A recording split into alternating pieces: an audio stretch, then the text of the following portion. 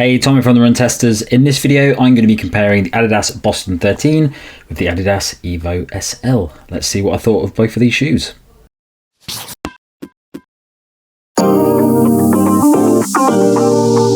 The Adidas Adizero EVO SL costs £130 or $150. It weighs 224 grams or 7.9 ounces for men in a size 8.5, and the drop is 6mm. The Adidas Adizero Boston 13 costs £140 or $160. It weighs 253 grams or 8.9 ounces for men in a size 8, and the drop is 6mm.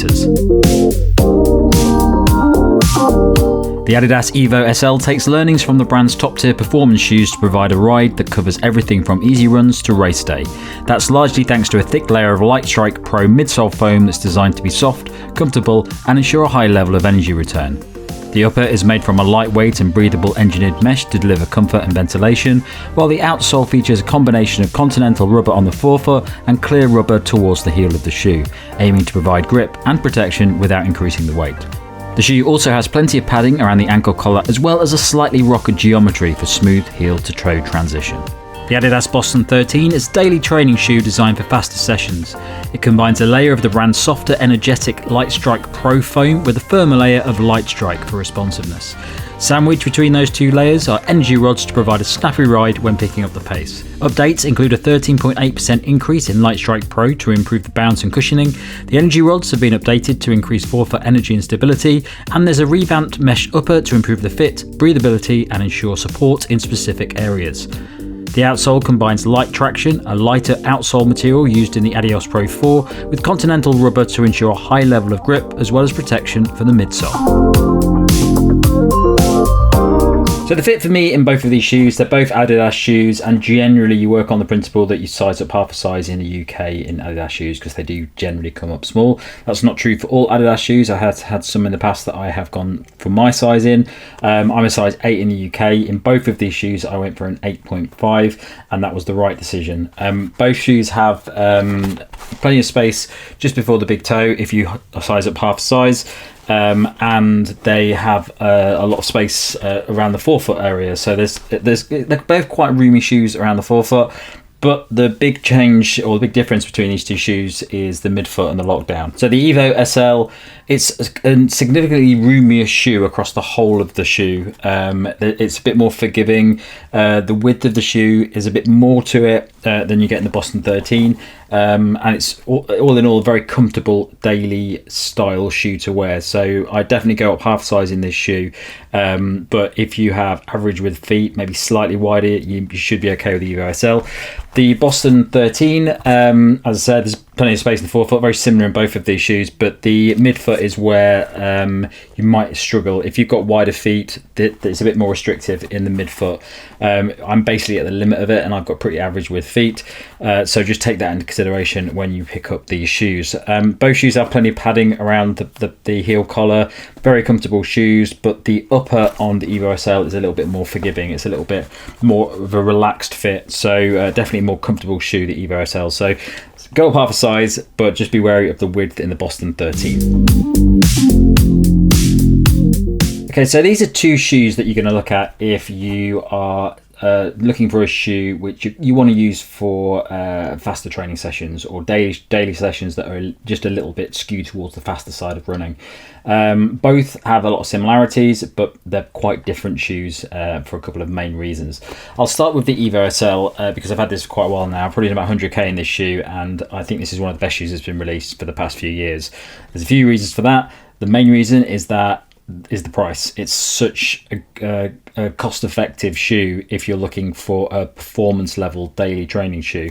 It has this Lightstrike Pro midsole foam. It doesn't have any rods in it, but this Lightstrike Pro foam is very soft, very bouncy. If you're going out and doing an easy run, it's not the best easy run shoe, but I like it for easy runs. I think it's really comfortable and fun and bouncy and enjoyable. But it really kicks into gear when you are picking up the pace, whether that is an interval session when you're trying to do really fast reps, whether it's a longer session where you're trying to run at a consistent pace, maybe your marathon pace. It can do pretty much everything really, really well. And it's a shoe that is just enjoyable to run in. Whenever I take this shoe, I always find that I'm running a bit faster than I expected, especially if I'm going out for a nice comfortable run. I'll find that I'm going at faster kilometers than I would in a lot of other shoes. And it's got a nice rolling action as well. It tips you over quite nicely with the foam. All in all, it's just a really impressive, enjoyable shoe that ticks a lot of boxes. The only thing that it doesn't really have, because that full midsole Lightstrike Pro is a lot of stability. So a lot of people who have tried this shoe have said that they struggle a bit with the lack of stability in it. I know some of the comments in some of the videos that we've done have said that some people have had some problems with like a bit of pain because of the instability of it. So take that into account with this shoe. It's not right for everyone. My friend, who's a very general runner, he's fairly new to running, he just said, should I buy these? And I said, I don't get these, get something a little bit more stable, just because you probably need to be able to use the shoe in a way that isn't going to cause you any problems. So just take that into consideration. The Boston 13, so like the EVO SL, it's a shoe designed for faster training. It's a daily shoe, but it really skews towards those interval efforts, faster training, maybe tempo runs, fartleks, anything that you're doing where you want to pick up the pace. But the way it does it is slightly different because it has these rods in it. And it also has two different types of foam in here. You've got the softer Lightstrike Pro at the top, and at the bottom you have the more traditional Lightstrike, which is a bit firmer. So combine all those together and you get a much firmer ride, which is a little bit more solid out on the run. So unlike the EVO SL, which is a more natural feeling shoe, it really does feel a little bit more restrictive in the way that you run. So I definitely wouldn't use this shoe for my style of running for easy runs. It just doesn't feel like an easy run shoe. It's not particularly enjoyable to wear when you're running slowly. It just feels like it's a little bit solid for that. But when you pick up the pace in it, it is really responsive, really quick, and does a really, really good job. And I think some people might prefer that. Some people who don't necessarily like really soft foams like you get in the EVO SL might prefer the harder foam or the harder makeup of the foams and the rods that you get in the Boston 13. Both shoes are very good at the faster side of training. I would say that the Boston 13 for some people would be perfect for all faster types of training. You might be able to do long marathon training sessions in the shoe if you like a firmer shoe. But some people who may be like me, who are doing longer, more comfortable training sessions, probably want something a little bit more bouncy and comfortable and soft, that's a little bit easier on the knees. So the EVO SL, I would say, is better for longer sessions for a lot of people, whereas for me the Boston 13 is more like a shoe that I would use for daily faster sessions where I'm looking at maybe up to about 10-15k, maybe doing intervals, tempo runs, things like that, where I'm not going to go in for it too long because I'd still want a bit more softness and cushioning in that midsole.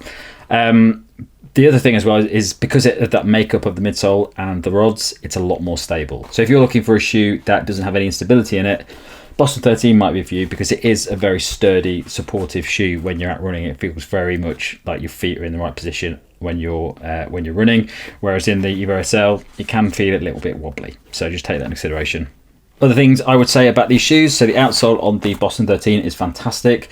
It's got this new makeup and it's a really solid layer of outsole rubber on here. You've got a Continental on there and this other one, I can't remember what the other rubber's called, Light Traction, which is a really good mix. It's very, very solid, durable covering of outsole rubber, so it's probably going to last quite a while, these shoes. They're definitely a shoe that is designed for being worn a long time and churning out a lot of miles.